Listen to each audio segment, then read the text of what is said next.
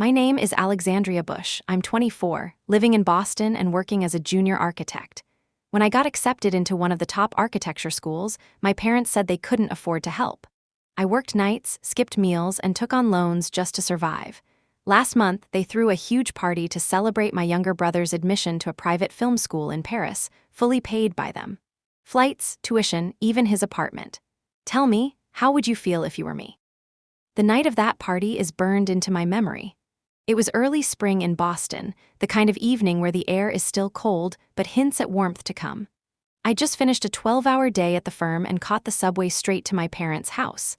I wasn't dressed for a celebration. I was in my wrinkled work clothes, carrying a laptop bag that felt heavier than usual. I walked in and froze. Gold and silver streamers hung from the ceiling, balloons floated near the staircase, and a massive banner stretched across the living room wall. Paris Film School, here COMES Noah. Music played, champagne glasses clinked, and relatives I hadn't seen in years were crowding around my younger brother Noah like he was some kind of celebrity. My mother wore her best silk dress, moving through the room with that flawless hostess smile she only seems to bring out when she's bragging. My father stood by Noah, beaming with pride. When he saw me, he didn't even say hello. He tapped his glass with a spoon. "Ladies and gentlemen," he announced, his voice booming over the chatter, "we are so proud to celebrate Noah's admission into one of the most prestigious film schools in Paris. And of course, we'll be supporting him all the way, flights, tuition, housing, everything. He deserves this chance to follow his dreams." The crowd erupted in applause. My mother kissed Noah on the cheek. Cameras flashed. Noah raised his glass like a movie star, and I stood there, rooted to the floor, clutching my bag like a shield. When I told them about my architecture acceptance 4 years ago, it had been a completely different story. My father had sat me down at the kitchen table, a serious look on his face. "Alex, you know we love you," he'd said, "but we just don't have the money. You're going to have to find a way on your own." I remember my mother sliding a plain white envelope across the table, $200 inside, all they said they could give. I'd forced a smile and said, "Thank you," even though my chest ached. Now, watching them boast about funding Noah's entire life in Paris, that same ache returned, sharper this time. It was like watching someone rewrite the family rulebook right in front of me. I tried to step further into the room, but my mother intercepted me with a bright, fake smile. "Oh, Alex. You made it," she said. "There's food in the kitchen if you're hungry." Noah, about to give his speech. No hug, no excitement, just a polite gesture like I was a distant cousin dropping by uninvited. Noah took the mic, dramatically cleared his throat, and started talking about his vision, his artistic journey, and how he was grateful for the support of his parents. I almost laughed at the last part. Of course he was grateful, they were giving him everything. My hands tightened around the strap of my bag until my knuckles went white. Every clap and cheer around me felt like a spotlight on my own history. Those late nights working at the coffee shop, designing models under flickering fluorescent lights, barely scraping by. I remembered standing in the campus bookstore once, realizing I didn't even have enough for required materials and having to choose between dinner or drafting paper. I stayed just long enough to see Noah pose for a group photo with my parents. Their smiles were wide and perfect. Mine wasn't there. I quietly slipped out the front door. Nobody noticed, not even Noah. The cold air hit me like a slap. I walked toward the subway, the sound of my boots on the pavement echoing in the night. Boston's streets were quiet, glowing under yellow streetlights. I felt hollow, angry, small, like I'd been pushed to the edges of my own family portrait. That night, lying in my tiny apartment, staring at the cracked ceiling, something inside me hardened. For years, I'd told myself that if I worked hard enough, they'd finally see me. They'd finally be proud. But the truth was clear now, they'd made their choice. And from that moment on, I decided I wasn't going to beg for their approval anymore. I was going to take back the narrative of my life on my own terms. The week after Noah's party felt strangely quiet. At work, my days blurred together. Client meetings, site visits, drafting endless revisions under the hum of fluorescent lights. But underneath the routine, something new simmered inside me. A low, steady burn that hadn't been there before. For years, I'd worn my exhaustion like armor, convincing myself that struggle was noble, that it made me stronger. But now, every memory from college came back with a sharpness I couldn't ignore. I remember my first semester like it was yesterday. My classmates arrived in designer coats, fresh from summer trips to Rome or Copenhagen, bragging about their internships at top firms. Meanwhile, I was dragging my thrifted backpack through sleet, commuting an hour each way to save on rent. I worked night shifts at a cafe near campus. The pay was terrible, the customers rude, and the manager constantly threatened to cut hours. But I needed every dollar. After closing, I'd sit at a corner table with my laptop, sketching floor plans until the early morning. Sometimes I'd fall asleep on my drafting board, my cheek pressed against tracing paper. I never told my parents about any of that. I didn't want to give them the satisfaction of seeing me struggle. Or maybe I just didn't want to admit how alone I felt. There was one winter I'll never forget. A massive blizzard shut down the city, and my landlord warned that the heat might cut out overnight.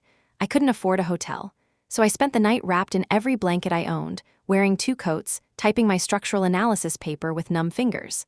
The next day, my mom called not to check on me, but to tell me Noah had gotten into a prestigious art camp. "We're so proud of him," she said. "He's really finding his path." I remember staring at my cracked phone screen, wanting to scream. I just spent the night in freezing darkness, and she was gushing about him like he was some prodigy. That was the rhythm of my college years. Their attention, their money, their praise, always flowing one way, toward him. Now, 4 years later, nothing had changed. I sat alone in my tiny apartment, surrounded by stacks of blueprints and unpaid bills. The radiator hissed in the corner like it was mocking me. I took out my student loan statements and stared at the numbers. The debt still loomed like a shadow over everything. Noah, meanwhile, was in Paris, posting daily videos from his student loft, a place larger than my entire floor. My parents commented under each post with heart emojis and "so proud of you, sweetheart." I'd scroll past quickly, but every time the sting hit the same. One night, after another long day at the firm, I stopped by a small bakery near my building. It was late, and the place was empty. I sat with a cup of coffee that I couldn't really afford and opened my sketchbook. It's something I've always done when the world feels too heavy: draw. Buildings, memories, fragments of spaces I've loved. That night, without thinking, I started sketching my grandmother's house. The big oak tree out front, the slanted porch steps, the way the afternoon light used to fall across the kitchen tiles. As the lines formed, I felt a strange mix of nostalgia and determination. That house had been a sanctuary when I was a child. My grandmother was the only one who ever made me feel seen. She used to say, "Alex, if they don't give you a seat at the table, build your own damn house." I'd always thought she meant it metaphorically. But sitting there, pencil smudges on my fingers, I realized maybe she was right. Maybe I'd spent too long waiting for my parents to acknowledge me. Maybe it was time to build something they couldn't ignore. I didn't know exactly how yet. But for the first time in a long while, the idea of fighting back didn't feel like a fantasy. It felt inevitable. The next morning, as I rode the crowded subway to work, I caught my reflection in the train window. My eyes looked tired, yes, but there was something else there too. A spark. Something was shifting. Slowly, quietly, but definitely. The following weeks at the firm felt heavier than usual, like the air itself carried a quiet tension only I could feel. I worked at Baker and Stone Architects, a mid-sized firm tucked inside a renovated brick building downtown. The place smelled of coffee, printer ink, and sawdust, an odd but strangely comforting mix. My days started early. I'd unlock my desk before sunrise, turn on my dusty lamp, and spread out the blueprints I'd been perfecting. While the rest of the office trickled in slowly, I was already deep into calculations and sketches. Despite my effort, it was hard to shake the feeling that I was invisible. My male colleagues, especially the ones from Ivy League schools, seemed to glide through the workplace like it was built for them. When they spoke, meetings paused. When I spoke, people nodded politely and moved on. One morning, during a design review for a new sustainable housing project, I presented my layout, clean lines, smart use of natural light, optimized airflow. Halfway through, a senior architect named Greg interrupted me. "Interesting concept," he said, leaning back in his chair. "But maybe Alex should stick to the drafting and let the more experienced staff handle design strategy." The room laughed softly. My face burned, but I forced a neutral smile. It wasn't the first time something like that happened. I knew the script. Stay quiet, don't push back, prove yourself with work. That afternoon, as I sat alone in the break room, staring into a stale cup of coffee, a voice came from behind me. "You know," the man said, "he stole your idea." I turned to see Samuel Turner, one of the firm's oldest architects. Late 60s, silver hair, round glasses, always wearing a worn tweed jacket. He had a reputation for being blunt and brilliant, a relic from another era. I blinked. "Excuse me." Samuel set down his mug beside mine. That ventilation strategy you presented. Greg pitched a similar one to the client 2 weeks ago. He just dressed it up today like it was his. A bitter laugh escaped me. Figures. Samuel studied me for a moment, then said, "You've got real talent. Most people hear copy, you build." No one had ever said something like that to me at work before. "I've been around long enough to spot people who are just marking time," he continued. "You're not one of them. Tell me, what do you want from this job?" The question caught me off guard. What did I want? For years, I'd been focused on survival, keeping my head down, paying my loans, staying afloat. Ambition had taken a backseat to exhaustion. I want to build something that matters," I finally said. "Something people can actually live in, something that lasts." Samuel nodded slowly, like he was measuring my words. "Good answer. There's a competition coming up, the International Architecture Futures Award. It's not for beginners, but your work, it has potential." My heart skipped. I'd heard of that competition. The winners not only got international recognition, but also significant funding to launch their own projects. It was the kind of opportunity that could change everything. "I'm not sure I'd qualify," I said. He waved a hand. "Don't decide for yourself before you even try. I can help you with the submission if you're serious." For the first time in weeks, something inside me lifted. I met his gaze and nodded. "I'm serious." After that conversation, something shifted in how I moved through the office. I stayed late, not out of fear or obligation, but out of focus. I began sketching concepts in the margins of my lunch receipts, researching late into the night, rereading old notes from school. It wasn't about proving anything to Greg or even to Samuel. It was about proving it to myself. Meanwhile, my parents kept posting photos from Paris. My brother Noah had arrived and immediately started flaunting his new life online: wine tastings, late-night parties, drone shots of the Eiffel Tower. Each post got hundreds of likes and comments from relatives. I didn't say anything. I didn't respond to their group chat messages. I just watched quietly. But one night, as I stared at a photo of Noah smiling in front of his student loft, a thought crossed my mind, clear and sharp. They'd spent their lives underestimating me. Maybe that was about to become my greatest advantage. The following month became a blur of sketches, late nights, and quiet determination. I didn't tell anyone at the firm I was entering the International Architecture Futures Award, not even my closest colleagues. It felt like something fragile, a small flame I didn't want others to blow out with their doubts. Every evening after work, I'd come home, drop my bag on the floor, and clear the small table in my kitchen. That table had become my studio. Blueprints, pencils, rulers, models, cups of cold coffee. It was chaos, but it was mine. I centered my concept around something deeply personal: my grandmother's house. It wasn't just a place, it was a feeling. Warmth in winter, open windows in summer, the scent of lemon cake drifting from the kitchen. I wanted to design a community space that captured that sense of belonging, but through sustainable, modern architecture. A place that breathed. Samuel checked in with me every few days. Sometimes he'd call late at night, going over technical details or reminding me to refine my presentation boards. "Don't overcomplicate it," he'd say. "Good architecture is like good storytelling, honest, grounded, memorable." His words stuck with me. For the first time in a long while, I wasn't just working to survive. I was building something that felt like me. Meanwhile, Noah's Paris life unfolded online like a curated movie. My parents reposted every clip. There was one of him on a rooftop terrace overlooking the Seine, swirling a glass of wine. Another of him attending some film festival gala in a velvet blazer. In one video, my mom's voice could be heard off-screen saying, "Our boy is thriving. We're so proud." I scrolled past each post with a strange mix of anger and detachment. It wasn't new. They'd always put him on a pedestal. But somehow, now that I was clawing my way toward something real, their favoritism burned even brighter. One night, I couldn't sleep. My mind was buzzing with design calculations and presentation ideas. To distract myself, I opened my old email archives, something I rarely did. I was searching for a document I'd written during my senior year of college, but I stumbled across a folder labeled Scholarships. Inside was an old email from my grandmother's lawyer. I'd completely forgotten about it. The message, dated 4 years ago, confirmed that my grandmother had set up a special educational grant for me, $40,000, to help fund my architecture studies. I remembered crying when I read it back then. But when I asked my parents, they'd said the funds had been caught up in legal issues and might take years to release. Eventually, I gave up asking. Curious, I clicked on the attached PDF. It was the original grant statement. My name was right there. For Alexandria Bush to support her university education in architecture.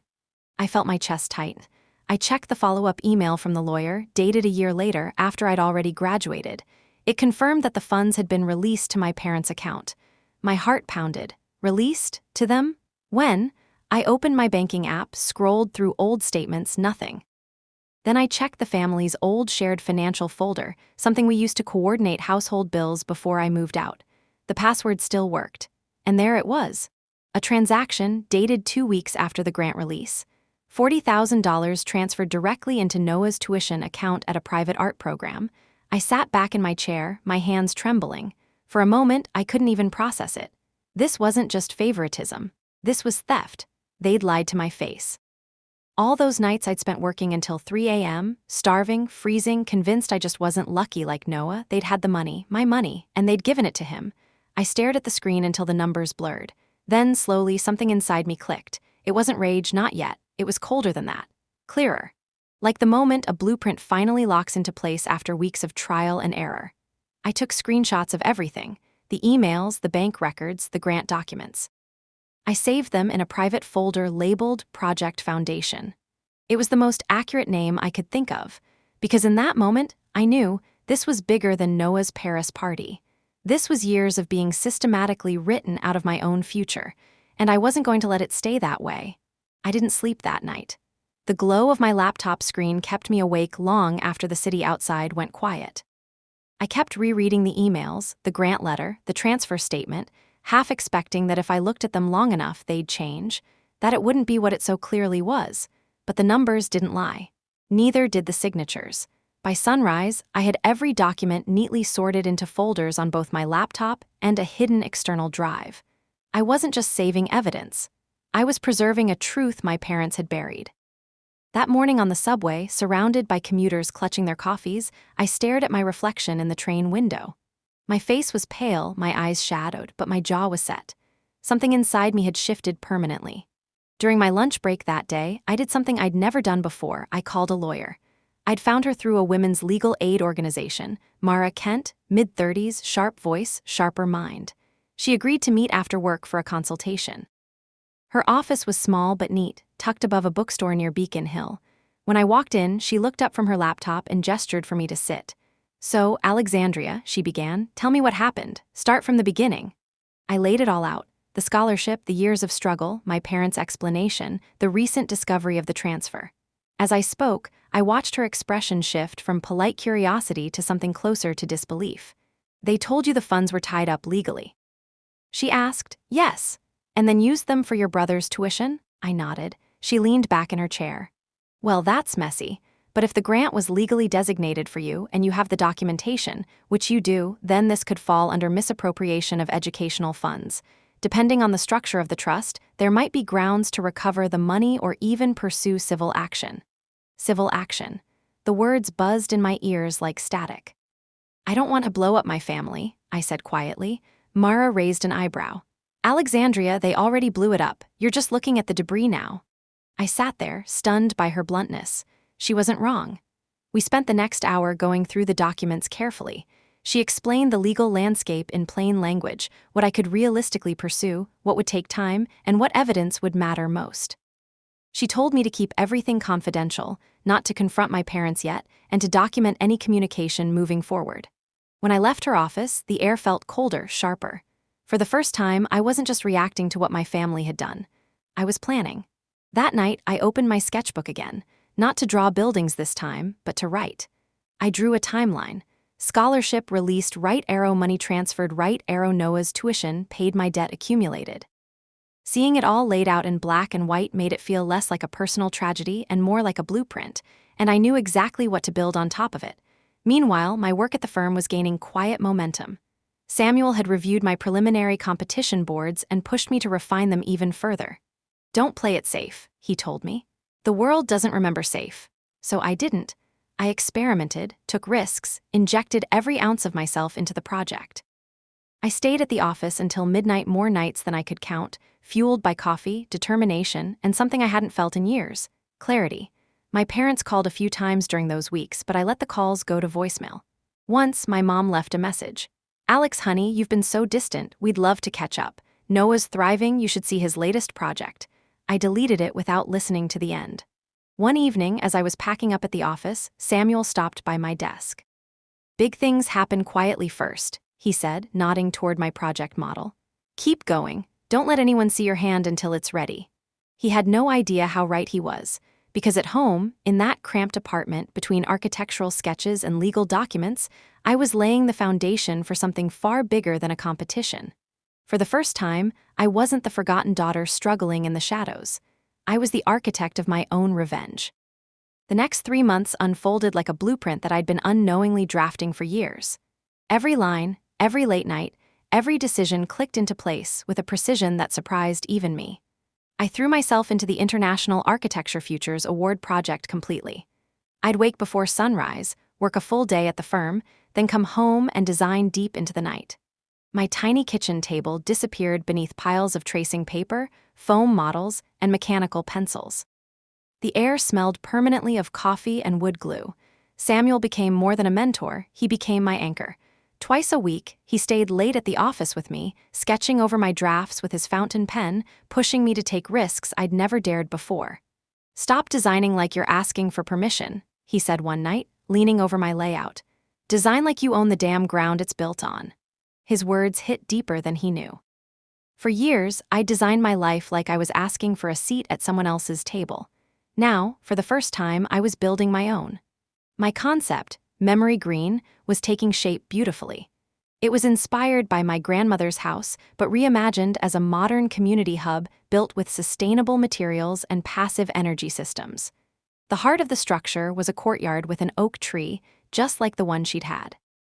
I wanted it to be a space where stories could live and breathe, where architecture held emotion as much as structure. At work, people began to notice. Greg, who had dismissed me during that early design review, started hovering near my desk more often, pretending to offer advice but clearly fishing for information. I didn't bite. Samuel noticed too. "You're making waves," he said with a grin. "Be careful, people love the sound of a rising tide, but some will try to build a dam." I nodded. I'd already seen enough to know he was right. Meanwhile, Noah's Paris life continued like a glossy movie reel. Every week, my parents sent a new photo of him at some event. Noah at a film premiere, Noah on the Riviera, Noah posing with classmates who looked like they belonged on magazine covers. He had a way of making luxury seem effortless. One night, my mom called while I was in the middle of constructing a scale model. Foam board dust covered my hands. "Alex, sweetheart," she said cheerfully. "We haven't heard from you in ages. You should call your brother sometime, he misses you." I set down my X-Acto knife and forced my voice to stay neutral. "He's busy living his dream in Paris, Mom. I don't think he's missing me." She laughed lightly, like I was being dramatic. "You're always so serious. Anyway, we're flying to Paris in a few weeks to visit him. Maybe you can join us?" "I can't," I said flatly. "I have work." "Oh, come on, you've always been so independent," she said like it was a flaw. "It wouldn't hurt to make time for family." Family. The word landed differently now. I ended the call politely, but the moment the line went dead, I exhaled like I'd been holding my breath. Their pattern was so predictable it was almost funny. They ignored me when I struggled, called me independent when I distanced myself, then acted shocked when I didn't bend over backward to stay close. Back at the firm, Samuel encouraged me to submit early drafts to the competition's first evaluation round. It wasn't mandatory, but it gave designers a chance to receive feedback before the final submission. I hesitated, perfectionism and fear danced in my chest like old partners, but eventually I hit submit. 2 weeks later, the feedback arrived. It wasn't just good, it was glowing. One juror wrote, "This project marries emotional resonance with technical excellence." Rare to see such maturity in a young designer. I sat at my desk, staring at the email, my heart racing. It was the first time in years I felt seen, not by my family, by the world. That same week, my manager called me into his office. "Alexandria, we've been impressed by your recent work," he said. "We're considering you for a lead role on the Green Street project. It's a big responsibility, but you've earned it." For a second, I forgot how to breathe. A leadership role. That wasn't supposed to happen yet, not for someone like me. I accepted, of course, quietly, no fanfare. Just the quiet satisfaction of watching years of invisible work start to crack the surface. But not everyone was happy. Greg's smile tightened every time someone congratulated me. A few colleagues suddenly started offering help, like moths drawn to a new light. I knew better than to trust it. At night, while cutting foam boards and adjusting sketches, my mind sometimes wandered to Noah. My parents, to that scholarship money. The anger was still there, simmering beneath the surface like the heat in my grandmother's old radiators, but it wasn't controlling me, it was fueling me. One evening, Samuel stopped by my table as I packed up. "You know," he said casually, "I looked up the competition stats. Only 5% of entrants make it past the first evaluation with feedback like yours. You've got a real shot." I smiled faintly. "Then I guess I better not screw it up." He chuckled. "That's the spirit." On the way home that night, my phone buzzed, a group text from my parents. "Mom, look who got invited to a private screening at the Louvre." Photo attached, Noah grinning in a tuxedo surrounded by glamorous people.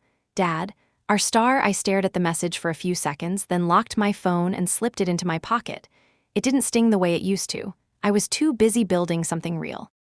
And for the first time in my life, I didn't feel like I was watching someone else's story.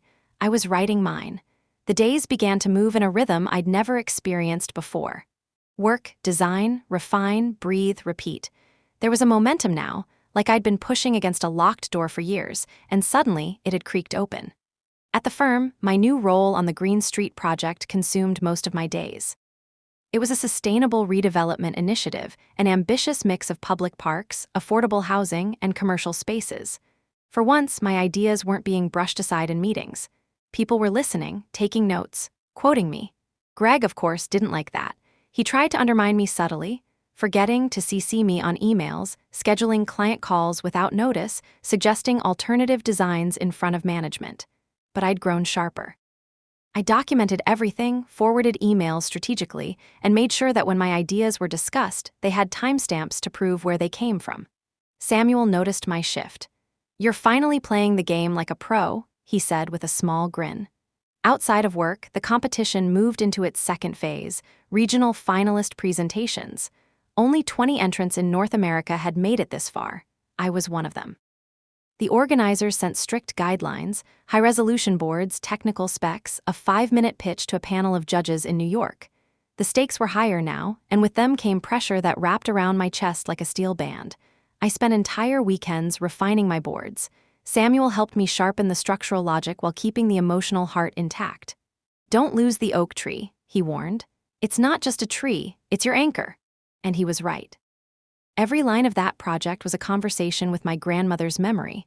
While all this was happening, my family suddenly remembered I existed. The calls started small. A text from Mom. "Hey, sweetheart, how have you been? Noah told us you've been working on some big project. So proud of you." I stared at the message for a full minute. Proud of me? Since when? I didn't respond right away. 2 days later, Dad called during my lunch break. "Alex, honey, it's been ages. We should all get together soon, maybe a family dinner?" "Dad, I'm pretty busy right now," I said carefully. "Come on, you're always busy, we miss you." "No, I thought you missed the idea of me." I gave him a noncommittal answer and hung up feeling unsettled. Then came the real kicker, a group call with both parents and Noah. I didn't want to answer, but curiosity got the better of me. "Alex." Noah's voice came through, loud and cheerful. "How's my hardworking sister?" My jaw clenched. "Fine, Noah." "How, Paris?" He laughed. "Incredible, I might direct my first short film this semester. Oh, and Mom and Dad are coming next month. You should come too, you'd love the city." I almost snorted. Love the city. Sure, on my non-existent vacation time and non-existent Paris fund. My mom chimed in. "Honey, we've all grown so distant lately. It would be so nice to see you together again, like old times." Old times, the ones where I was invisible. "I have the competition and work," I said calmly. "I can't leave right now." Dad sighed dramatically. "You know, Alexandria, sometimes family should come before career. You work too hard. Maybe it's time to enjoy life a little like Noah." That hit a nerve. For years, enjoy life was their euphemism for be more like him. "I'll think about it," I lied, then ended the call before they could keep talking. When the screen went black, I sat in silence. A year ago, that kind of conversation would have left me in tears, spiraling between guilt and anger. But now I just felt steady. Their words didn't define me anymore. If anything, their sudden interest confirmed something. They were paying attention again. And not because they'd changed, because I was becoming impossible to ignore. At work, the Green Street project was heating up. My team was pulling late nights to finalize the first public presentation. I was leading client walkthroughs, something I'd never imagined doing at this stage in my career. Each time I stood in front of investors and city planners, explaining my vision, I felt a piece of my old hesitation peel away. One evening, Samuel caught me practicing my competition pitch in the empty conference room. "You're over-explaining," he said from the doorway. I jumped. "You scared me." He walked in, folding his arms. "The design speaks for itself. Trust it. Trust yourself." I swallowed hard and nodded. Trusting myself was new territory. At night, in my apartment, the sound of the subway rumbled faintly through the walls. I'd dim the lights, lay my boards out on the floor, and walk around them like I was stepping through a story. The courtyard, the oak tree, the glass facade that caught the sunset just so. I rehearsed my presentation over and over until my voice stopped trembling. One night around 2 a.m., my phone buzzed with a new text from Mom. "Your cousin Emily got engaged. We're throwing a family dinner next week. You have to be there. Everyone will be asking about you. Don't be shy." I stared at the message. Everyone will be asking about me, not because they cared, because now I was worth mentioning. I didn't reply. I turned off my phone, took a deep breath, and went back to my boards. Somewhere between the graphite lines and the crisp folds of paper, I realized something important. For the first time in my life, I wasn't reacting to them. I was building ahead of them, and they had no idea what was coming. The regional finalist presentation in New York was approaching fast, and every day felt like a sprint against a clock I couldn't see. The competition organizers had sent the final checklist: presentation boards, technical sheets, sustainability reports, and most nerve-wracking of all, a 5-minute live pitch in front of a jury of internationally renowned architects. 5 minutes. After months of work, everything would come down to 5 minutes and the strength of my voice. Samuel and I spent late nights in the firm's conference room practicing. I'd stand in front of a blank wall, imagining the panel before me. Project name. He'd ask, "Memory green," I answer. Opening statement. I'd breathe deeply, then launch into my pitch. Some nights I nailed it. Other nights I stumbled over sentences, my tongue nodding on technical terms. "You're overthinking again," Samuel would say patiently. "Stop trying to sound impressive. Just tell the truth. It's a good project. Trust it." Outside those focused hours, though, trouble was brewing. Greg had never liked seeing me advance, but lately his behavior shifted from passive-aggressive to outright sabotage. He started accidentally misplacing physical models, tweaking shared files without permission, and cornering junior staff to sow doubt about my leadership on the Green Street project. One morning, I walked into a client meeting and found Greg already presenting my slides, without me. "Greg," I said sharply, stepping into the room. "You're in my seat."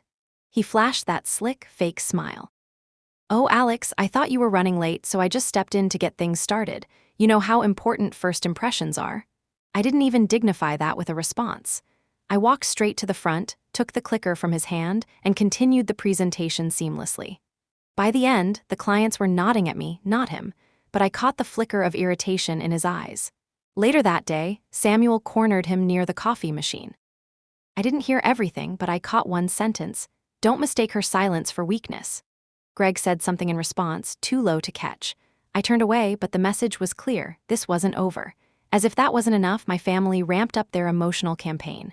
Mom started calling every other day, leaving voicemails dripping with nostalgia. "Alex, do you remember the summer trips to the Cape? You used to draw houses in the sand for hours. We always knew you'd do something amazing. We're so proud of you. We just want you to be happy. Call us back, sweetheart." Their tone was soft, sugary, practiced. If I hadn't spent a lifetime reading between their lines, I might have believed it. Dad texted me links to flights to Paris. "Spotted a deal, thought you might want to visit Noah before his film premiere." Noah, of course, added his own flourish. A selfie with his film crew captioned, "Come see what real art looks like, sis." I laughed out loud at that one. Real art, please. I didn't respond to any of them, but their sudden flurry of communication wasn't random. They were sensing something shifting in the family dynamic. For once, I was the one gaining momentum, and they weren't sure how to handle it. Meanwhile, the competition consumed me. My apartment looked like a storm had hit it, paper, cardboard, model fragments everywhere. I started recording my presentations on my phone and playing them back while commuting. Listening to my own voice was excruciating at first, but it made me sharper. At the firm, Samuel's support became essential. He lent me one of his old laser pointers and coached me through body language. "Confidence isn't about puffing your chest," he said. "It's about knowing exactly where you're standing." A week before the presentation, the company held a Green Street progress meeting with city officials. This was my first time leading such a high-stakes session. I spent the night before ironing out every detail: presentation slides, model placements, Q&A prep. When the meeting began, the room was packed. Investors, city planners, environmental consultants, all eyes were on me. For a brief second, panic fluttered in my chest, but then I looked down at my hands, steady. My grandmother's voice echoed faintly in my mind: "If they don't give you a seat at the table, build your own damn house." And I did. The presentation went flawlessly. Every question had a clear, confident answer. When it was over, the head city planner shook my hand and said, "This is exactly the kind of vision Boston needs." Applause filled the room. Real applause, for me. Out of the corner of my eye, I saw Greg standing stiffly near the back, his forced smile barely holding. That night, I received an email from the competition board. Reminder: regional presentations, New York, 7 days. 7 days. My parents called again that evening. I answered this time, mostly out of curiosity. "Alex, finally," Mom's voice was too bright. "We've been worried you've been so quiet lately." "I've been working," I replied simply. Dad chimed in. "Your mom and I were talking, we should all spend more time together. Noah's premiere is coming up. Maybe we can celebrate both of your achievements together. Wouldn't that be nice?" Noah laughed in the background. "Yeah, Alex, you can be my +1. I didn't even flinch. "I have my own events," I said. There was a pause on the line, a long, uncomfortable pause. It was the first time I'd openly pushed back without apology. Mom recovered first. "Well, we'll talk about it later. We love you." I hung up feeling a strange mix of adrenaline and calm. Their usual emotional hooks weren't working anymore. The week leading up to New York passed in a blur of refinement and late nights. Samuel gave me one last pep talk in the office the night before my flight. "You've done the work," he said, placing a hand on my shoulder. "Now all that's left is to show them." I nodded. "I'm ready." For once, I truly believed it. New York in early spring was a different kind of alive. The city hummed with ambition. Yellow cabs streaked down wet streets, steam curled up from subway grates, and the wind off the Hudson carried that sharp, metallic scent that only New York seemed to have. As the train pulled into Penn Station, my heart thudded in my chest. I had only one suitcase and a cardboard tube containing my presentation boards. It wasn't glamorous, but it felt real. I wasn't here to pose for photos. I was here to win. The competition venue was a converted industrial hall in Brooklyn, now gleaming with glass walls and minimalist lighting. The space buzzed with young architects from all over North America, each carrying their hopes and ambitions in the form of drawings, models, and USB drives. Some wore designer suits, others were in hoodies. I felt somewhere in between, my pressed blazer hiding pencil smudges on my fingers. Samuel couldn't make the trip, but he called me that morning. "Remember," he said, "you don't have to perform, you just have to be the architect who designed that project. That's enough." I smiled. "I know." Backstage before the presentations, I paced slowly, repeating my opening lines under my breath. My palms were damp. Every once in a while, someone's name was called and the muffled sound of applause drifted through the curtain. Then, "Alexandria Bush, Memory Green," I stepped out. The judges sat at a long table, their faces serious but not unkind. The room was full of spectators, architects, journalists, students, a few investors. My boards were displayed on easels behind me, and the model sat on a pedestal under a spotlight. 5 minutes. I took a breath and began. I didn't read from notes. I told them a story. About my grandmother's house, about the oak tree, about how architecture isn't just walls and roofs, it's memory made tangible. I walked them through the sustainable features, the passive energy systems, the spatial flow. I felt the room lean in. When I finished, there was a moment of silence before the judges started asking questions. Technical ones, sharp ones, the kind that separate those who memorize from those who understand. And I answered each one steadily, exactly as Samuel had drilled me. By the time I stepped off stage, my heart was pounding, but for once it wasn't out of fear. It was exhilaration. I'd done it. Outside, the cold air hit my face like a clean slate. I walked for blocks, past street vendors and honking taxis, my phone buzzing with messages. One was from Samuel. "How did it go?" I texted back. "Better than I imagined." Back at the hotel, I opened my email to find a dozen new notifications. Some were from the competition team, but one stood out, a work email from my firm's internal server. Subject line: Green Street Presentation Deck Final Revisions. It was from Greg. I frowned. The Green Street presentation wasn't scheduled until the following week. I opened the attachment and froze. He had completely rearranged my designs. The sustainable features were minimized, the communal spaces replaced by luxury retail layouts. It looked nothing like the project I'd spent months shaping. At the bottom of the email was a note. Needed to make some strategic adjustments for the client. Hope you don't mind. Gee, I didn't reply immediately. Instead, I forwarded the email to myself and Samuel with a single line. We need to talk. Something was shifting at the firm, and I didn't like it. The next morning, the competition results were posted on a large board at the venue. Finalists' names were listed alphabetically. I scanned the list, my eyes racing. And then I saw it. Bush, Alexandria, memory green. My knees almost gave out. I'd made it to the final round. People around me were cheering, hugging, taking photos. I stood perfectly still, absorbing the moment. Months of quiet labor, late nights, doubt, and grit, it was all crystallizing into something undeniable. I stepped outside to call Samuel. He answered on the first ring. I knew it, he said. You earned this. I laughed, breathless. It's real, Sam, it's actually happening. For the first time, I allowed myself to imagine what winning could mean. A funding grant, press coverage, independence, a future that wasn't tethered to my parents' approval or anyone else's shadow, but reality had a way of intruding quickly. That evening, my mother called. I almost didn't answer, but curiosity won. Alex. Her voice was sugary. We saw some posts online, some architecture competition. You're in New York? Yes, I said flatly. That's wonderful. We had no idea you were doing something like this. Of course they didn't. They never asked. Dad's voice joined in. You should have told us. We could have come to support you. I almost laughed. They hadn't flown to my graduation, but now they wanted front row seats when success was within reach. Noah's voice came faintly through the speaker. Hey, superstar. Don't forget us little people when you're famous. I didn't rise to the bait. I have to go, I said, and ended the call. When the silence returned, I felt the old ache try to push its way back in. But this time, I didn't let it. Back at the hotel, I spread my boards on the bed and stared at them. The next phase of the competition would be brutal, but I was ready. What unsettled me more was the situation back at the firm. Greg's email wasn't a random edit, it was a move. And moves like that didn't come without strategy. For years, I'd avoided confrontation. But this time, if he wanted to play dirty, he wasn't the only one who knew how to build under pressure. The train back to Boston felt slower than usual, even though I knew it was. I watched the gray landscape blur past the window, still replaying the moment I'd seen my name on that finalist board. For a few brief hours in New York, it had felt like nothing could touch me. But the email from Greg had punctured that high. By the time I arrived back in the city, I was exhausted but wired. I dropped my suitcase at the apartment, changed clothes, and headed straight to the office. Samuel was already there, leaning against my desk, the printed copy of Greg's revisions in his hands. He didn't say anything at first, just handed me the papers. He sent this while you were away, he asked. Less than 24 hours after I presented in New York, I said. Samuel exhaled through his nose. Classic power play. He's trying to undermine your authority before the client presentation. I know, I replied, but this isn't just tweaks. He gutted the entire concept. If this goes to the client, it's not my project anymore.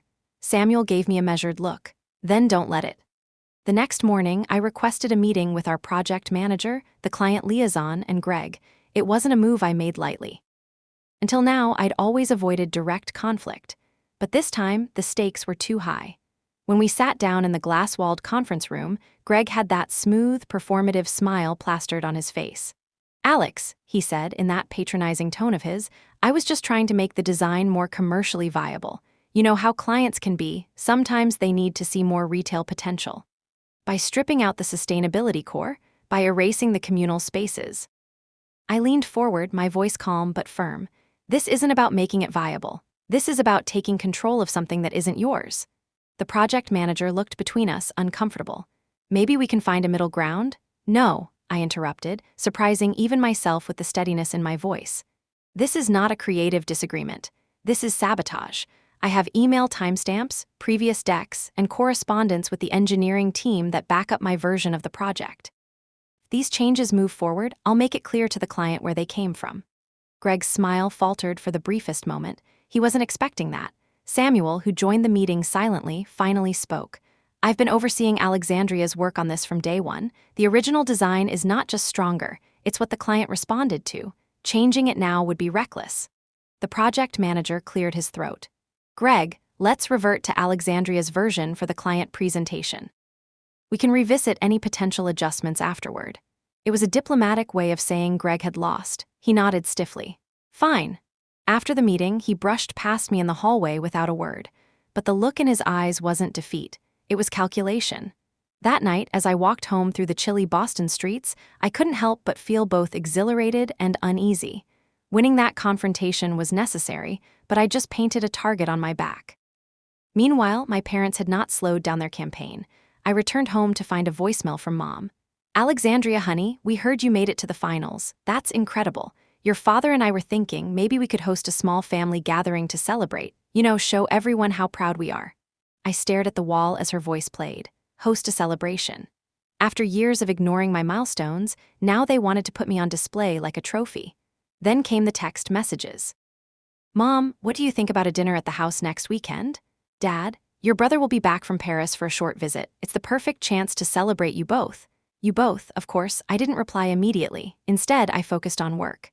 The client presentation was coming up fast, and the competition finals loomed in the near distance. Every hour counted. Still, late at night, lying in bed with my laptop dimly glowing beside me, my mind wandered to my grandmother's voice.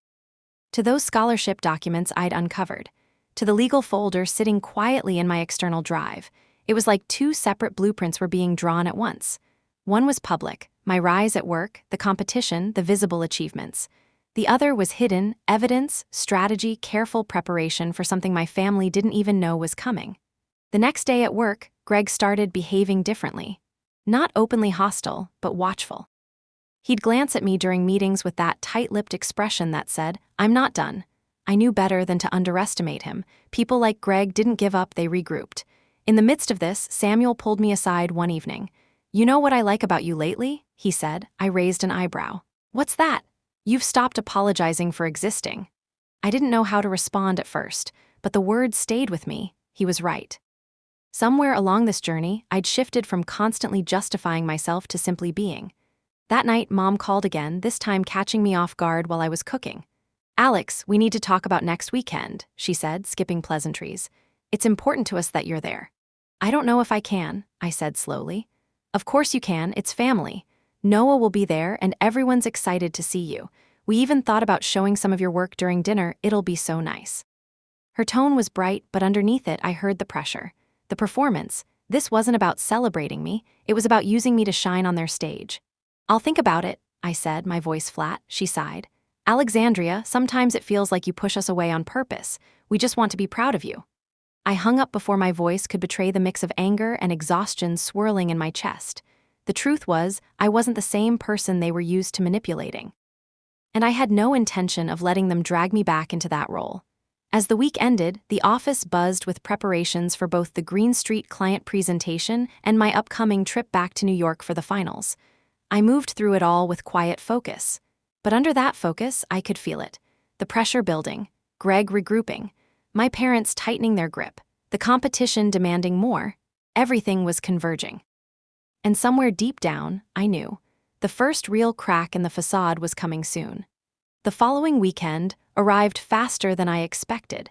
I had spent the entire week buried in design adjustments and presentation rehearsals, and suddenly it was Saturday afternoon, and I was standing in front of my parents' house for the first time in months. The house looked exactly the same as it had when I left for college. Pristine white siding, flower boxes that my mother kept immaculate, and a freshly washed SUV parked in the driveway. It was the kind of house that photographed well, perfect on the outside, suffocating on the inside. I stood on the porch for a long moment before ringing the doorbell.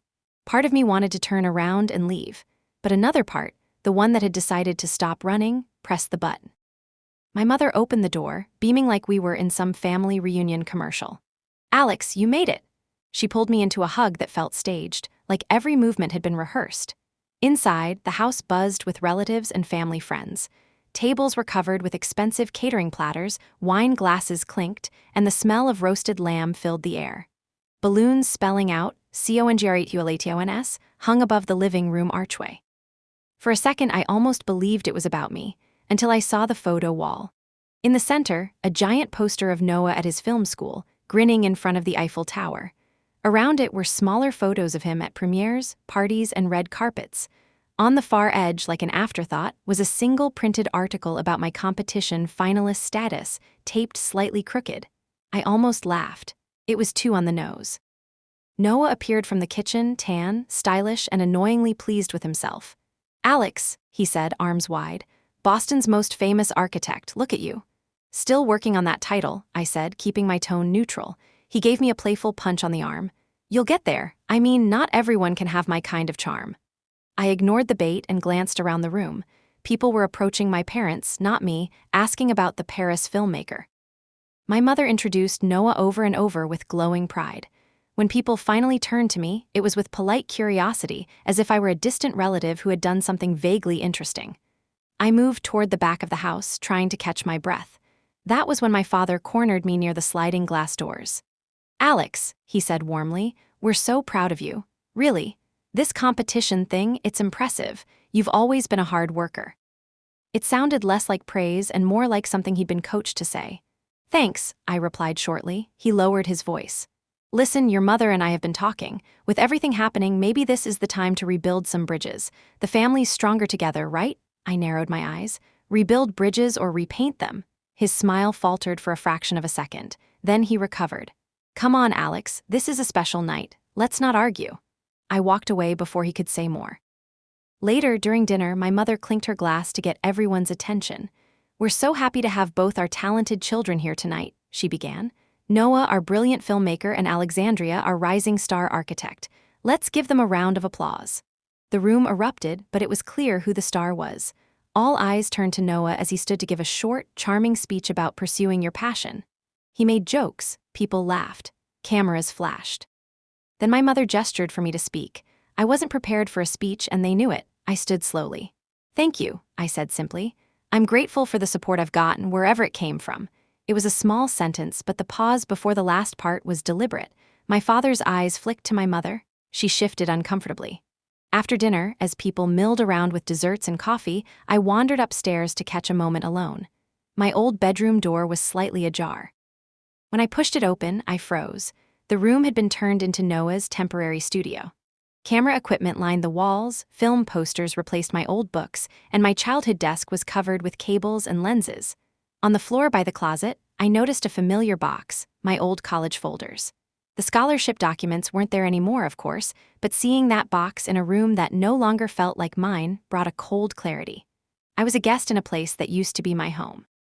As I stood there, Noah appeared in the doorway, holding a drink. "Nostalgic, huh? You turned my room into your storage," I said. He shrugged. "You weren't using it. Besides, I needed the space." Something about the casual entitlement in his voice made my hands clench. "You know," he added, leaning against the doorframe, "Mom and Dad are really excited about you lately. It's kind of weird. For years, it was always me, and now suddenly they can't stop talking about you." Guess the prodigal daughter's back. "I'm not back," I said evenly. "I never left, you just never looked." For the first time that evening, his smile faltered, just a little. Back downstairs, my parents gathered everyone for a toast. As my mother spoke about family unity and the future, I caught snippets of conversation from relatives behind me. "She's doing well, but Noah's the real star. Imagine if she wins, though. Maybe now the parents will finally split things differently." The last comment made my ears perk up. Split things differently. I turned slightly. Two older cousins were talking near the wine table. "They've been updating their wills since Grandma's estate wrapped up," one whispered. "It's causing some tension, you know how money gets." My stomach tightened. Wills, estate, tension. I didn't catch the rest, but it was enough to plant a seed of unease. When the night finally ended, I stood on the porch again, breathing in the cold air. My parents hugged me like they'd done something meaningful. Noah slapped my back like he was still the golden boy. But as I walked down the steps, something felt different. This wasn't just a dinner. This was a stage. A carefully curated performance meant to reinforce old roles and test new boundaries.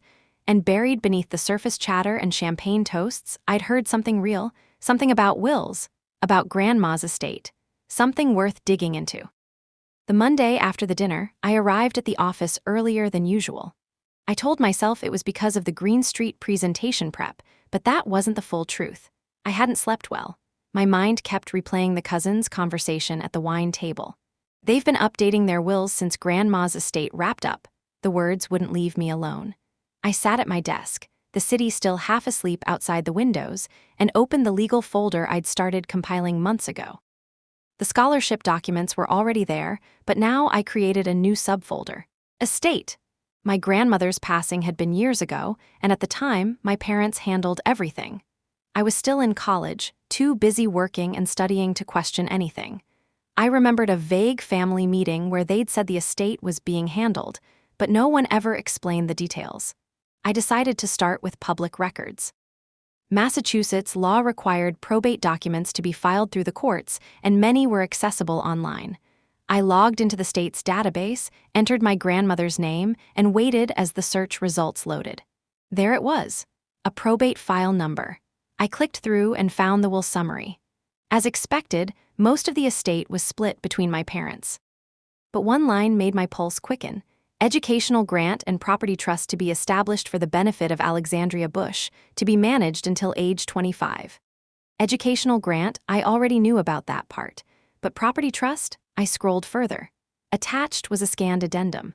My grandmother had left not just the scholarship fund, but a property share, the small cottage she'd owned on Cape Cod, the one we used to visit every summer. She had specifically designated it to me to be managed in trust until I turned 25. I glanced at the date. My 25th birthday was only a few months away, but there was a problem. I had never received any communication about this trust. No paperwork, no contact from a trustee, nothing. I leaned back in my chair, my heart beat loud in my ears. It was possible that everything had been transferred legally and I'd somehow missed the notices. But after the scholarship incident, I doubted it. At lunchtime, I called Mara Kent, the lawyer I'd consulted before. She picked up after 2 rings. "Alexandria, what's going on? I need your help looking into my grandmother's estate," I said. "There's something off." She listened carefully as I explained what I'd found. When I finished, she was silent for a moment. "Send me everything," she said finally. "If there's a trust in your name that you were never informed about, that's a serious issue. Especially if there's property involved." I emailed her the documents. Within the hour, she replied with a calendar invite for a formal consultation later in the week. The rest of the afternoon, I struggled to focus on work.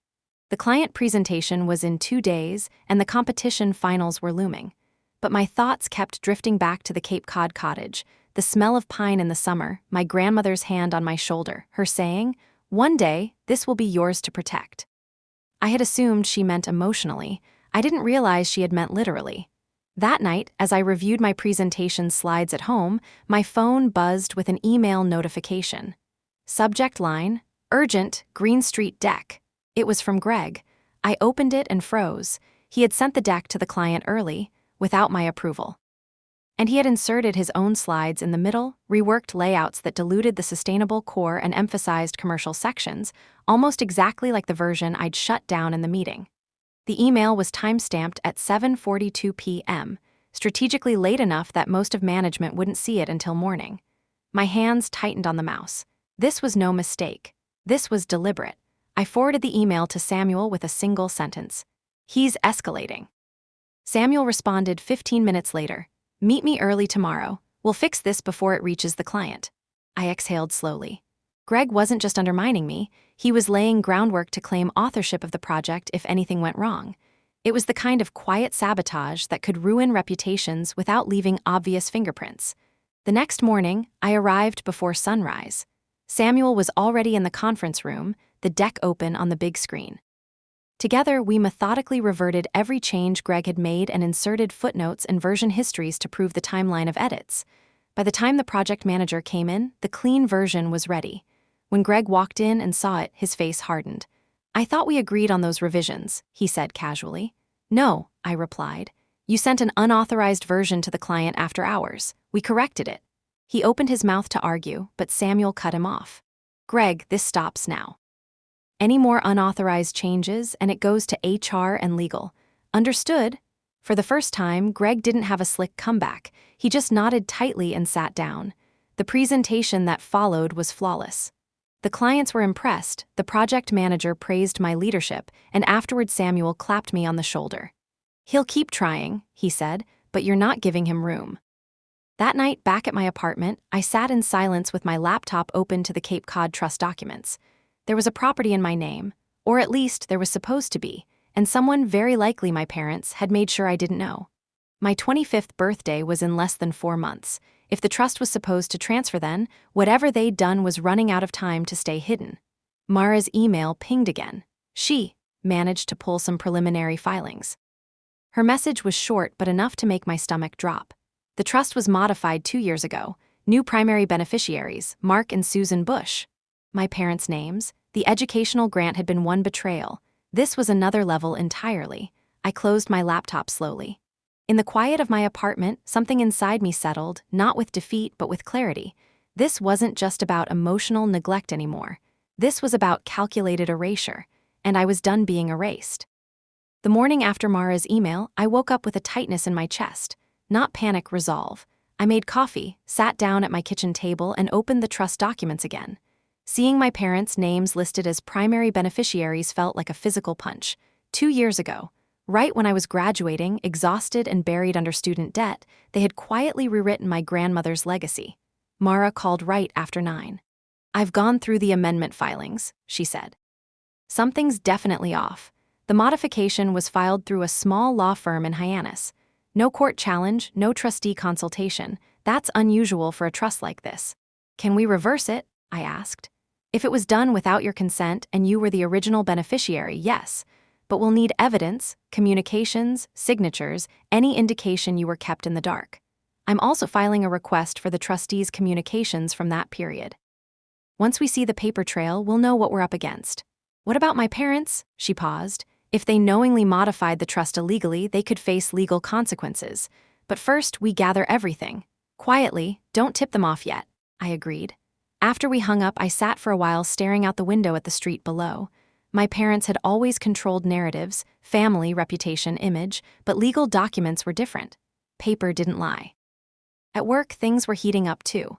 Greg had gone silent after being called out, which was never a good sign. People like him didn't retreat, they regrouped. That afternoon, the project manager sent a firm-wide email.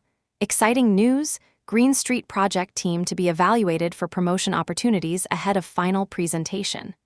I knew immediately what that meant. Greg was going to try to take credit for my work to angle for a promotion. Sure enough, later that day I overheard him in the break room, talking to a senior partner. I've been leading the design adjustments, making sure the vision aligns with client goals. It's been a challenge, but you know me, I thrive under pressure. I stood just out of sight, fists clenched. It was a calculated performance.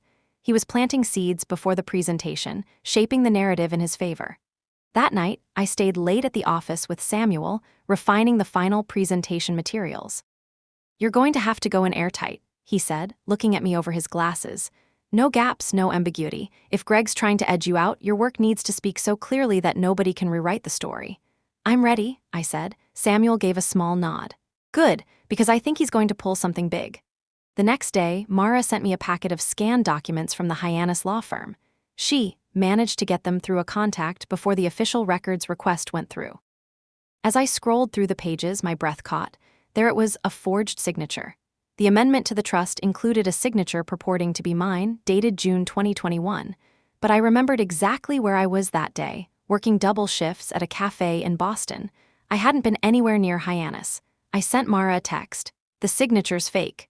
She called immediately. I thought so. The handwriting doesn't match your earlier filings. This is exactly what we needed. We'll get a handwriting expert and start preparing a legal challenge. I stared at the digital signature for a long time. My parents hadn't just hidden things, they had forged my name. That night, my mother called out of the blue. Alexandria, how are you? You've been so quiet lately. I've been busy, I said flatly. She laughed lightly as if to soften the edges. Well, I just wanted to remind you we're planning a little family weekend at the Cape soon. It's been ages since we all went together. Wouldn't that be nice? The irony nearly made me choke. The Cape, the cottage that was supposed to be mine. I'll think about it, I said. Good, we'd love to have you. Noah's even planning to film some family footage there. You'll love it.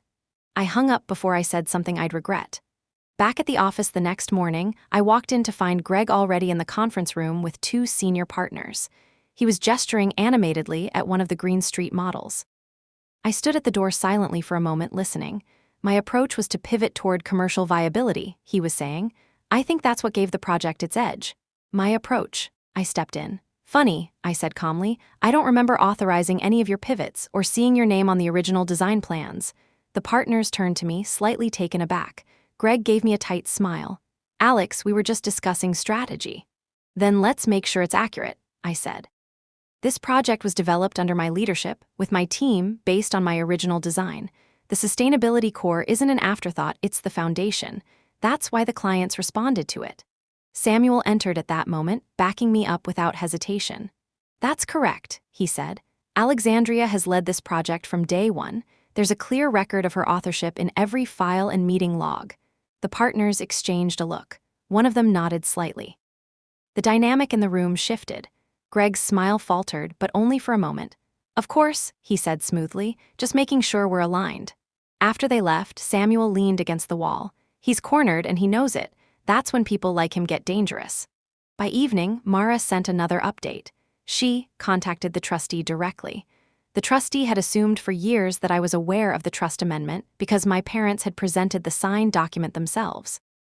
No follow-up was ever done. We can file a legal challenge quietly first, Mara said. But Alex, you need to be prepared. This could get ugly, especially if your parents fight back. I thought of my mother's soft voice inviting me to the Cape as if nothing had happened. I thought of my father's smooth words at the dinner, Noah's smug entitlement. And then I thought of that signature. I'm ready, I said. The next day, Greg made his move. During the internal pre-presentation meeting, he interrupted me mid-sentence. I think the direction Alexandria's taking is too idealistic, he said in front of the team. We should prioritize market realities. That's what clients care about. He was trying to undermine me publicly, to make me seem inexperienced. I didn't raise my voice. Market realities are important, I said evenly, but ignoring the sustainable foundation would undermine the project's identity. That's not idealism, that's strategy, and the clients agree they already approved this direction. Silence. Then one of the senior partners nodded. She's right, let's stay the course. Greg sat back, his jaw tight. I left the room feeling the shift. For years, I'd been on the defensive. Now I was pushing back, and on both fronts, family and work, the walls were starting to crack. The following weekend, I drove down to Cape Cod. It wasn't part of Mara's legal plan. She had advised me to wait until we had everything filed. But waiting wasn't in me anymore. The air grew saltier as the highway opened up toward the coast. I hadn't been down there in years. The last time was shortly after my grandmother passed, when everything still smelled faintly like her lavender soap. As I turned down the familiar narrow road lined with pines, I spotted the cottage through the trees. The white shutters, the wraparound porch, the old swing still hanging slightly crooked from the big oak in the front yard. My chest tightened. There were 2 cars already in the driveway, my parents' SUV and Noah's rental. I parked a few feet away and sat for a moment with the engine off. The last time I'd walked into that house, I was a teenager. Today, I wasn't coming as their daughter who obeyed. I was coming as the legal heir they'd tried to erase. I stepped onto the porch. The wood creaked under my feet in a way that made my stomach flip. Inside, I heard voices, my mother's bright laugh, my father's measured tone, Noah saying something in French. I knocked once, then opened the door. They were all in the living room. My father looked up first, surprised. Alexandria, we didn't think you were coming. I wasn't sure either, I said. My mother rose quickly. Honey, you made it. We were just talking about. I cut her off. The trust. Her smile froze. What? My father said slowly. The Cape Cod Trust, I repeated. The one Grandma set up. The one you amended 2 years ago with a forged signature. For a moment, the only sound was the distant crash of waves. My father recovered first, slipping into his usual calm. Alex, this isn't the time or place for. It's exactly the time and place, I said. This house was supposed to be held in trust for me until I turned 25. I found the filings. I saw the amendment. You forged my signature. Noah shifted uncomfortably on the couch. Wait, what? My mother spoke softly, as if placating a child. Alexandria, sweetheart, you're misunderstanding. We didn't forge anything. We adjusted things for practicality. You were so busy and the upkeep on the house was expensive. I laughed once, sharp. You mean you didn't want to deal with me owning something you couldn't control? Her eyes flashed for a split second before softening again. You don't understand the responsibilities that come with a property like this. We were just trying to keep it in the family. It was in the family, I said. In mine. My father finally stood. Enough, we made a decision that benefited everyone. You didn't have the time or resources to manage the property. We stepped in, it's done. No, I said, it's not, it's illegal, and I have proof. Their expressions shifted then not to guilt but to calculation. My father crossed his arms. You think you can fight us on this? Do you have any idea how complicated trust law is? How expensive litigation can get? I met his gaze steadily. I already have a lawyer, and yes, I do. Noah looked between us, confused. Why would you do that? It's just a house. It's not just a house, I said, turning to him. It's what Grandma left for me. It's what they stole. My mother stepped forward, her voice rising slightly. Stole? Don't be dramatic. We're your parents. We've supported you your whole life. We're not thieves. Supported me? I repeated. You made me take out loans for college while buying Noah Tesla. You ignored every achievement I made unless it benefited you. And now you forged my signature to take property that wasn't yours. That's not support, that's theft. Her face hardened. Watch your tone. That was the old command, the one that used to silence me, but it didn't land anymore. No, I said, you watch yours. For a moment, none of us spoke. The air was thick with a kind of honesty that had never existed in this house before. My father finally broke the silence. If you want to make this a legal matter, Alexandria, fine, but don't think it won't have consequences. For you, for your career, for this family. There it was, the threat, not shouted but sharp as glass. I took a step closer. Do you really think I'm scared of you anymore? His jaw tightened. My mother reached for my arm, but I stepped back. I'm not leaving, I said. This is my house. Grandma's will made that clear, and whether you like it or not, I'm taking it back. I turned toward the porch. Before leaving, I paused at the door. Mara's filing the legal challenge next week. You'll get the paperwork soon. My mother's voice followed me, high and strained. Alexandria, don't do this. We're family. I looked over my shoulder. You should have thought about that before you forged my name. Outside, the air hit me like cold water. For years, that house had been the center of my happiest memories.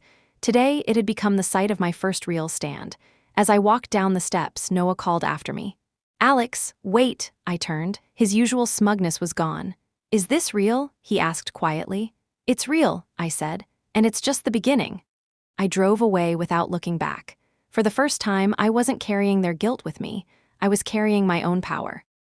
The week after confronting my parents felt like the eye of a storm, not calm exactly, but charged. Mara filed the petition to challenge the trust amendment on Tuesday morning. By that afternoon, my parents had been served. I didn't call them and they didn't call me, but I heard through Mara that their lawyer had already responded with intent to contest. I wasn't surprised. What did surprise me was Noah. He called late one night. I didn't know, he said, his voice quieter than usual. I know you didn't, I replied. Why didn't they just tell you the truth? I sighed. Because they thought they could get away with it. There was a pause. Do you really want to go through with this? Yes, I said, I do. Another pause, then softly, good. I didn't know if that meant he supported me or if he just respected that I was finally fighting back. Either way, it didn't matter. I wasn't doing this for him. At the firm, the atmosphere had shifted. The Green Street project was days away from its final client presentation, and the partners were watching closely. Promotions were on the line. Greg had been quiet since our last confrontation, but that silence felt strategic. 2 days before the presentation, I received an email from HR requesting a confidential discussion. The message was vague, but the timing was. When I arrived in the small conference room, the HR director and a senior partner were waiting. Their expressions were neutral but wary. Alexandria, the HR director began, a formal complaint has been filed against you by a colleague.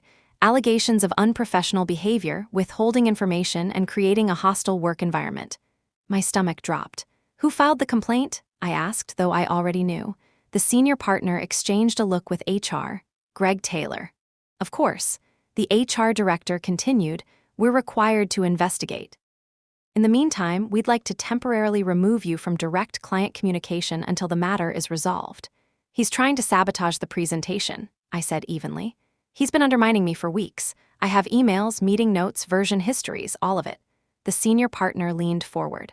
Then bring everything. If what you're saying is true, we'll see it. I spent the next 12 hours building a digital timeline, every design file, every email, every meeting summary. Samuel stayed late with me, cross-checking everything. You know what this is, right? He said as midnight approached. He's throwing his last punch. I know, I said, and I'm going to make sure it doesn't land. The next morning, we met with the internal review panel. Greg was there, wearing that smug mask of professionalism. He spun his story well. He claimed I'd shut him out of decision-making, ignored client feedback, and created a tense environment. He even produced a few cherry-picked emails, stripped of context, to make his case. When it was my turn, I didn't raise my voice. I didn't posture. I opened my laptop and walked them through the entire timeline. I showed them the original concept, my leadership role, the client approvals, the late-night deck edits he had tried to sneak through. I displayed email headers, timestamps, meeting logs. When I finished, the room was silent. Then the senior partner cleared his throat. "Greg, can you explain why these files indicate you made unauthorized edits and sent them to the client without Alexandria's knowledge?" Greg shifted in his chair. "I was trying to improve the design. By removing approved elements." He stammered something about interpretation. The HR director took over. "We'll complete the review formally, but at this point, Alexandria's documentation is extensive and credible. Effective immediately, you'll both retain your roles for the final presentation. After that, further decisions will be made." Greg's face didn't crack, but I saw the flash of anger in his eyes. The final client presentation was the following day. The room was packed: partners, city officials, investors. Greg stood stiffly on one side of the room, I stood on the other. When it was my turn to present, I felt none of the old shakiness. I walked through the vision with clarity and control. The clients responded exactly as they had before: engaged, impressed, excited. When I reached the sustainability section, the city planner interrupted to say, "This is why we chose your firm. This is forward thinking." When the presentation ended, the applause was genuine. Several partners congratulated me personally. Greg stood off to the side, ignored. Later that afternoon, the internal panel concluded their review. The HR director called me in briefly. "We found no merit in Greg's allegations," she said. "On the contrary, we've documented several breaches on his part. This will be addressed at the leadership level."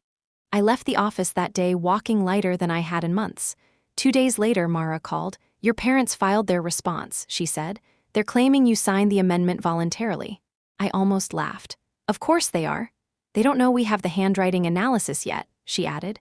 "We'll drop that in our next filing. It's going to hit hard." At the same time, my firm announced a round of promotions. Samuel found me in the hallway afterward, grinning. "Guess who's the new lead architect on Green Street?" he said. I blinked. "What?" "You earned it," he said simply. Greg didn't get the promotion. 2 weeks later, word quietly spread that he'd accepted an opportunity elsewhere. Everyone knew what that meant. As for my parents, Mara's case was moving forward steadily.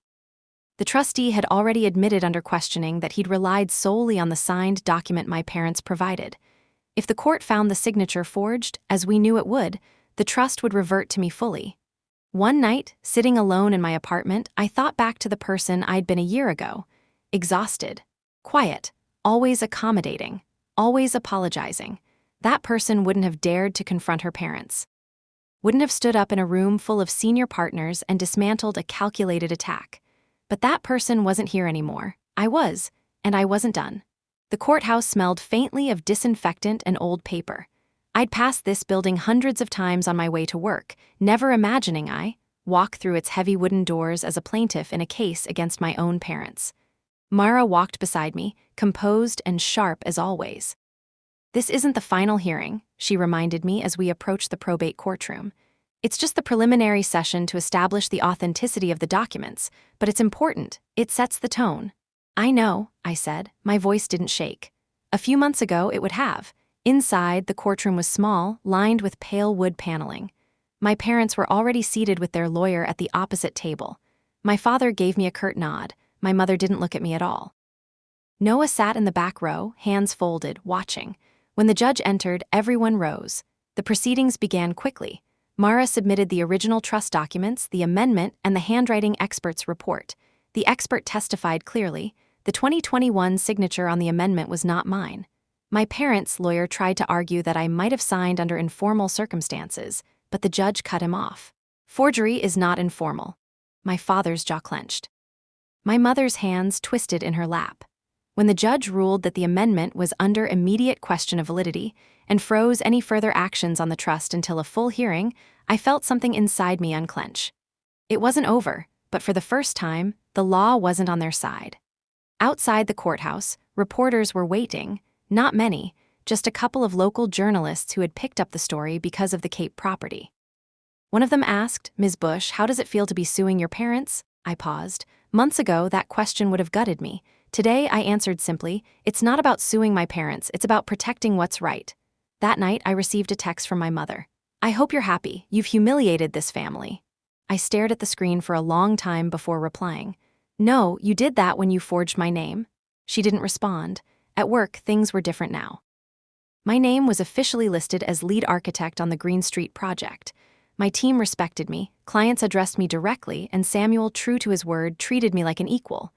The night before the competition finals in New York, Samuel stopped by my desk. "No matter what happens tomorrow," he said, "you've already built something that lasts." I smiled. "I know." When I lay in bed that night, staring at the ceiling, I thought about how far everything had come. This wasn't just about winning anymore. It was about reclaiming pieces of myself that I hadn't even realized I'd lost. The next morning, I boarded the train to New York for the final presentation, not as the overlooked daughter or the underestimated junior architect, but as Alexandria Bush. And this time, I wasn't chasing anyone's approval. I was claiming my own space. New York again. But this time, the city felt different. The last time I'd been here, I was a finalist, nervous and unsure, rehearsing lines in hotel bathrooms. Now, as I stepped off the train and walked toward the competition venue, there was a calm clarity in me. The finals were being held in a grand auditorium near Battery Park, with floor-to-ceiling windows that framed the harbor like a painting. The space buzzed with activity: reporters, architecture students, firm representatives, investors. This wasn't just a competition, it was a showcase for the industry's future. My name was on the official program. Memory Green, Alexandria Bush. Backstage, I rehearsed my breathing instead of my lines. I didn't need to practice the story anymore. The story was mine. It lived in my hands, in every line of my drawings, in every detail of the oak tree courtyard that had become the soul of the design. Samuel called just before I went on. "You ready to show them who you are?" he asked. "I already have," I said. When my name was called, I stepped onto the stage to a warm ripple of applause. The judges were the same panel of renowned architects, but this time I didn't see intimidating critics. I saw colleagues. I started my presentation not with technical jargon, but with a memory. "When I was a child," I began, "my grandmother used to bring me to her house every summer. There was an oak tree in the courtyard, massive, ancient, protective. Tell me, a house is just walls until you give it a heart. This project is my attempt to give a community that heart. I walk them through the evolution of the design, the integration of sustainable systems, the way Memory Green honored tradition while embracing modern needs. I spoke with ease, not to impress, but to share. When the presentation ended, there was a pause, then a wave of applause that filled the room. Some judges were already nodding as they scribbled notes. I stepped backstage, heart pounding but steady. I'd left everything on that stage. The wait for the results felt endless. Finalists mingled in small groups, trading nervous smiles. I stood by the window watching ferries glide across the harbor when Samuel appeared beside me. "No matter what happens," he said, "you've already won." "I know," I said, and for the first time I meant it. When the announcer took the stage with the envelope, the room hushed. In third place, a name was read. Applause. In second place, another name. More applause, then, and the winner of this year's International Emerging Architect Award is Memory Green by Alexandria Bush. For a moment, I didn't move. The sound of applause, cheers, and camera shutters washed over me like a wave. I walked back on stage, accepted the plaque, shook hands with the judges. One of them leaned in and whispered, "This is the kind of vision we need." Under the bright lights, I looked out at the crowd, not searching for approval, but absorbing the moment. It wasn't about proving anyone wrong anymore. It was about proving myself right. Later that night, I stood alone on the pier near the venue, the plaque tucked under my arm. The city lights shimmered across the water. I thought about the girl who used to eat dinner alone in her dorm because her parents couldn't, or wouldn't, support her. The girl who almost gave up when everyone else was handed shortcuts. The girl who worked double shifts and designed by lamplight. She hadn't disappeared, she had become this. My phone buzzed, a text from Noah. "Congrats, I mean it." I stared at it for a moment before replying. "Thanks." No explanations, no justifications, just acknowledgement. On the train ride back to Boston the next morning, the sun rose over the city. I watched the light spread across the skyline, feeling something I hadn't felt in a long time: peace. The probate courtroom was fuller than the last time. Word of the case had spread through local media after my competition win. Reporters filled the hallway outside, curious about the architect suing her parents over a Cape Cod estate. I sat at the petitioner's table with Mara. She looked composed as always, but before the hearing started, she leaned toward me and said quietly, "This is it. Stay steady. We've built a solid case." "I'm ready," I replied, and I was. Across the aisle, my parents sat with their attorney. My father's expression was controlled, my mother's tight and unreadable. Noah was in the back row again, hands clasped, eyes on me. The judge called the session to order. Mara began with a clear, methodical opening. The original trust language, the amendment, the handwriting analysis, the trustee's testimony confirming he had never verified my consent. Then came my testimony. I told the court how I discovered the trust by accident, how I'd never been contacted, how the signature was forged. I kept my voice even, not emotional. The truth was enough on its own. When my parents' lawyer cross-examined me, he tried to suggest that maybe I had informally agreed to the amendment and forgotten. I answered calmly, I don't forget signing away property, especially not while working 2 jobs to pay off student loans. The judge's eyebrows lifted slightly at that. Then my parents testified.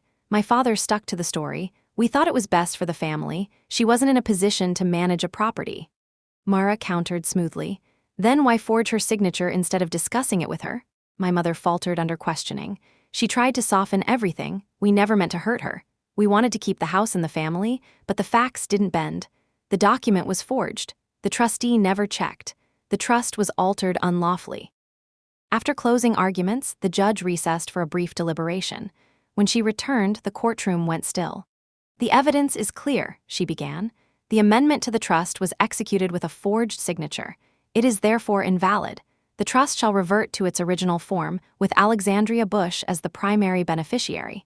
Custodianship of the property will transfer immediately, pending standard estate procedures. She looked directly at my parents. Forgery of legal documents is a serious matter. I urge you to consider the consequences of your actions moving forward. My breath left me in a slow, steady exhale. It was over. Mara squeezed my arm once, a rare gesture of warmth. Congratulations, she whispered. Outside, reporters crowded near the steps. Someone shouted, Alexandria, what do you want to say to your parents? I paused for a moment. Then I answered clearly, I want what my grandmother wanted, to protect what matters. And to live on my own terms. That evening, I drove back to the Cape. The house was quiet, the air tinged with salt and pine. I walked through the rooms slowly, touching the wood banisters, the window frames, the old swing creaking softly outside. It wasn't about the property's value. It was about belonging. As I stood in the living room, I heard a car pull up. My parents. My father stepped inside first, stiff as ever. My mother followed, eyes red but dry. We need to talk, my father said. I figured you'd come, I replied. For a long moment, none of us spoke. Then my mother broke the silence. Why did it have to come to this? I looked at her steadily. Because you made choices for me without me, because you treated me like a problem to be managed, not a daughter to be trusted. My father crossed his arms. You could have talked to us. I laughed softly. Talk, like how you talked to me about the scholarship you hid, or the trust you forged. You didn't talk, you decided. My mother's voice cracked. We were trying to keep everything together. No, I said, you were trying to keep control. The words hung in the air like the smell of rain before a storm. Finally, my father said, you won, congratulations, I hope it was worth it. It wasn't about winning, I said quietly. It was about not disappearing. He looked at me for a long moment, then turned and walked out. My mother hesitated, tears brimming but unshed. I don't know how to fix this, she whispered. I swallowed. You start by telling the truth, to yourselves, to Noah, to everyone, and maybe one day we'll talk again, but not today. She nodded weakly and followed him out. I stood alone in the house for a long time after they left, listening to the quiet, but it wasn't the same heavy silence from years ago. This was a silence I owned. Weeks later, the Green Street project broke ground. My name was printed on the plaque as lead architect. The competition win brought new opportunities, offers from firms abroad, media interviews, invitations to speak. But through it all, I kept coming back to the Cape on weekends. Sometimes I sat on the porch swing and watched the sunset through the oak branches. Other times I walked the empty rooms, imagining what I'd turn the house into, a retreat for young designers maybe, or a community space. Something real, something mine. Noah visited once, quietly. He didn't bring cameras or jokes. He just walked through the house and said, Grandma would have liked this. She would have, I replied. We didn't talk about our parents. We didn't need to. On a crisp evening in late autumn, I hosted a small gathering on the porch. Samuel came, Mara too, a few close friends from the firm. We laughed, shared food, and watched the stars come out one by one. As the night deepened, I felt something I hadn't felt in a very long time. Not victory, not vindication, freedom. The house wasn't just a piece of property. It was a promise kept. And for the first time, I was living a life I'd built entirely on my own terms.